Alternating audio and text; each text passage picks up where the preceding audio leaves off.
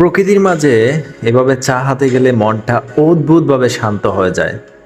চারপাশের সবুজ মাটির গন্ধ, হালকা বাতাস, সব মিলিয়ে মনে হয় জীবনটা যেন একটু শান্ত, স্থির, ধীর। আমরা শহরের ব্যস্ততায় কত কিছুই দেখি না, কিন্তু প্রকৃতিতে আসলে বুঝি আসল শান্তি এখানেই। চায়ের প্রতিটা চুমুকে মনটা যেন আরও ফ্রেশ হয়ে ওঠে।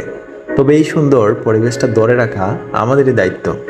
আমরা অনেক সময় ঘুরতে এসে চিপসের প্যাকেট, চায়ের কাপ, বোতল এগুলো ফেলে দেই, আর তাতেই প্রকৃতি নোংরা হয়ে যায়।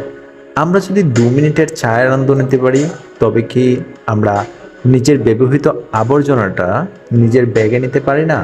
প্রকৃতি আমাদেরকে সবসময় দেয়, কিন্তু ফিরিয়ে দিতে হলে লাগে শুধু একটু সচেতনতা।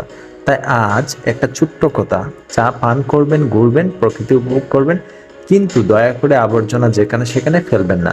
এই পৃথিবীটা সবার। আমরা চাইলে একটু সচেতনতাই একে আগের চেয়ে আরো সুন্দর করে রাখতে পারি।